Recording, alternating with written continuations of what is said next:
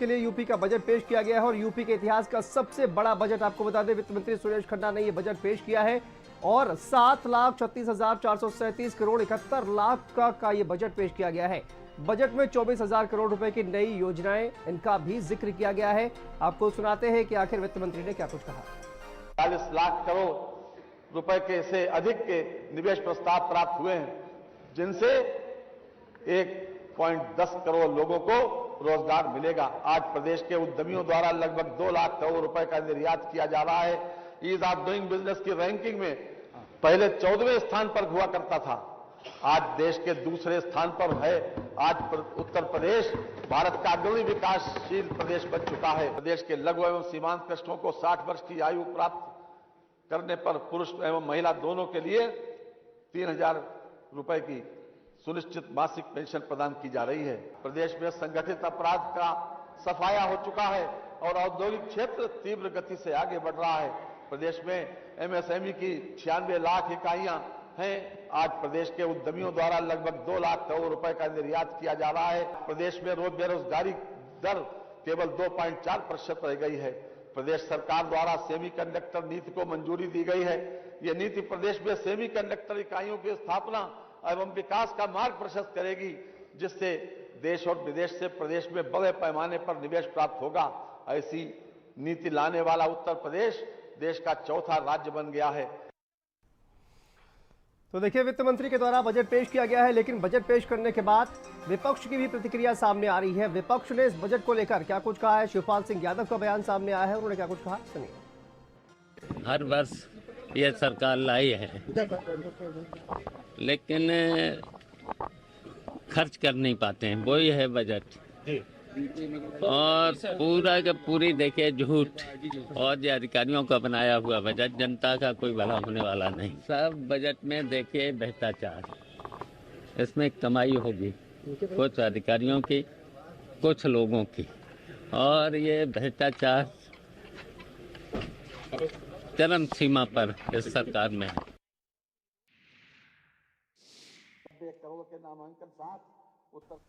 तो देखिए, शिवपाल सिंह यादव का ये बयान आपने सुना कि किस तरह से भ्रष्टाचार चरम पर हो जाएगा, ये उनका कहना है। लेकिन ये इतिहास का सबसे बड़ा बजट, यूपी इतिहास का अगर बात की जाए तो सबसे बड़ा बजट। और आपको बता दें कि जिस तरह से 7,36,437 और 71 लाख करोड़ का बजट ये, और बजट में 24,000 करोड़ रुपए की नई योजनाओं की भी घोषणा की गई है।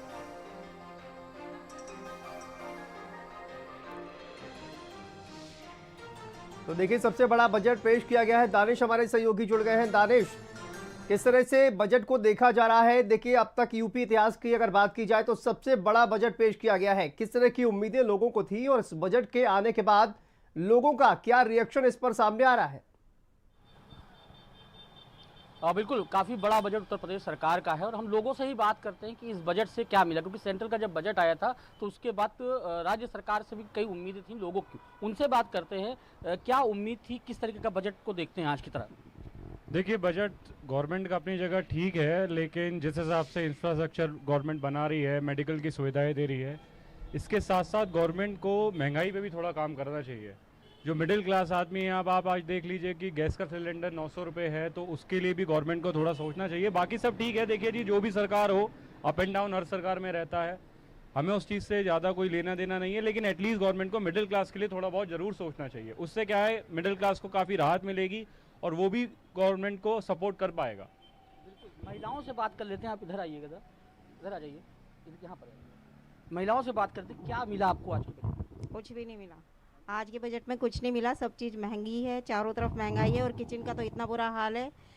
तेल से लेके सब्जी तक इतनी महंगी है कि बता नहीं सकते आपसे हम। क्या उम्मीद क्या कर रही थी आप? उम्मीद ये कर रही थी कि थोड़ा सस्ता होना चाहिए, गैस सिलेंडर 600 रुपये तक होना चाहिए, और उसके बाद जो भी खाने की सामग्री है, यहाँ तक कि आटा भी 40 रुपये किलो से कम नहीं है।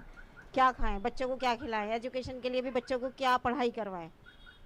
क्या मानती है 7.5 लाख करोड़ का जो है, जो बजट आया है, उसमें महिलाओं के लिए बहुत बुरा हाल है। मिडिल क्लास की महिलाएं बहुत दुखी हैं, अपने घरों से बहुत परेशान हैं और कुछ नहीं कह सकते इसके बाद। क्या मानती हैं, क्या होना चाहिए महिलाओं के लिए? मुझसे नहीं, मुझे तो और भी लोग हैं, उनसे बात कर लेते हैं। क्या मानते हैं आज बजट में आप क्या कैसा आया है बजट? जी, केंद्र से बजट आया उसमें भी कुछ नहीं, हमारे राज्य सरकार से बजट आया उसमें भी कुछ नहीं। हमें ऐसा लगता है मिडिल क्लास के लिए कुछ करना चाहिए था, स्कूल कॉलेजों के लिए कुछ करना चाहिए था, लेकिन मिडिल क्लास या स्कूल कॉलेजों के लिए कुछ नहीं। हाँ, हाईवे के लिए हो रहा है, हॉस्पिटलों के लिए हो रहा है, लेकिन स्कूल कॉलेजों के लिए या मिडिल क्लास के लिए कोई राहत नहीं, यहाँ तक कि इंटरेस्ट पे भी कोई राहत नहीं। इस पे कोई राहत नहीं, तो उम्मीद आप क्या कर रहे थे, क्या होना चाहिए? उम्मीद थी हमें कि जैसे हमारा लोन वगैरह है इन पे इंटरेस्ट पे होगी या टैक्स पे कुछ छूट होगी।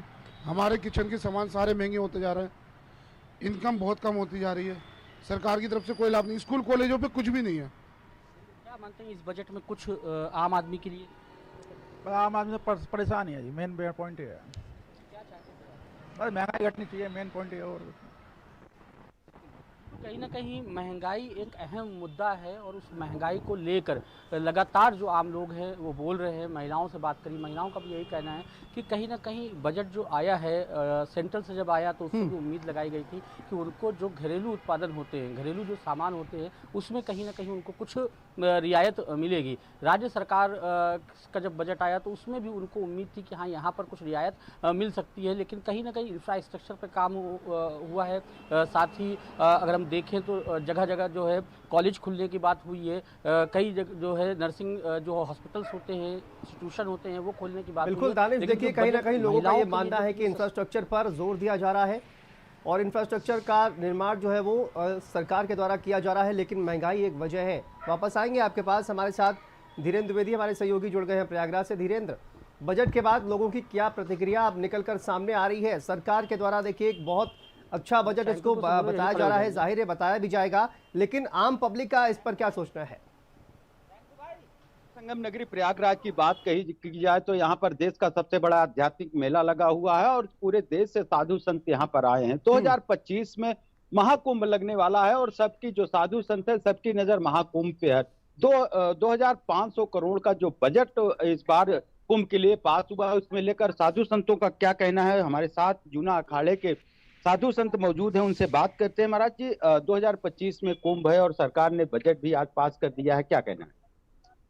2019 का जो कुंभ हुआ बहुत ही अद्वितीय हुआ और मैं तो ये चाहता हूं कि 2025 में जो कुंभ होगा वो अद्वितीय होगा और इसके लिए एक नई पहल होगी और हर तरीके से यहाँ की सुरक्षा व्यवस्था और यहाँ की सारी कानून व्यवस्था बिल्कुल दुरुस्त रहेगी और अच्छे से अच्छे ढंग से उस पर मनाया जाएगा, क्योंकि काफी समय तक लगता है, कोई 2-4 दिन का मेला नहीं होता है, उसमें काफी समय लगता है और काफी दूर दूर से हैं, राष्ट्रीय ही नहीं अंतर्राष्ट्रीय संत भी यहाँ पर वो मौजूद होते हैं और जिनके लिए हमें यहाँ पर सारी सुरक्षा व्यवस्थाएं उचित होनी चाहिए। और मैं ये कहूँगा कि अद्वितीय होना चाहिए अब की बार 2025 का, क्योंकि 19 में भी बहुत अच्छा हुआ था और 25 उससे भी अच्छा होना चाहिए।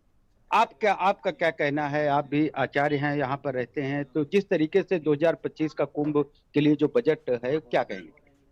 कि 2025 में जो महाकुंभ लगने वाला है ये बहुत अपने आप में अद्वितीय रहेगा और यहाँ अनेक प्रकार के साधु संत महात्मा सब जगह से अखाड़े वाले सब लोग यहाँ पर आएंगे। सभी लोगों की नजर, चूंकि बजट आज पेश हुआ है और बजट में जिस तरीके से जो कुंभ लगेगा 2025 को, उसको लेकर जो बजट पास किया गया है, हालांकि 2019 की अगर 2,500 करोड़ का बजट पास किया गया है धीरेन्द्र, अगर आपको बता दें, और इस तरह से अत्याधुनिक सुविधाएं जो है वो मुहैया कराई जाएंगी। इस पर क्या इन तमाम साधु संतों का मानना है? और देखिए बेहतर से बेहतर व्यवस्थाएं किस तरह से की जाए, इसको लेकर सरकार का जाहिर है कि फोकस हमेशा से ही रहा है।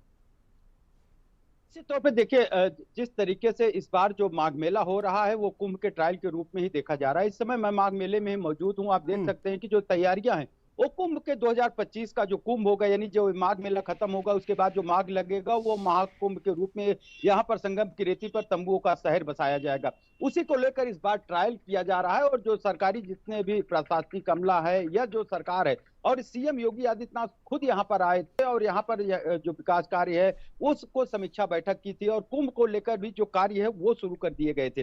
2019 की अगर बात करते हैं तो 2019 में जब कुंभ पड़ा था तो यहाँ पर पूरे प्रयागराज का कायाकल्प हो गया था, कई फ्लाईओवर बनाए गए थे, वॉल पेंटिंग की गई थी, यानी कहा जा सकता है कि पूरे शहर का जो प्रारूप है वो बदल गया था। अब लोगों का ये पूरा विश्वास है कि 2025 में जब महाकुंभ लगेगा तो जो प्रयागराज की विकास की धुरी है वो और तेज हो जाएगी, गति है वो और तेज हो जाएगी।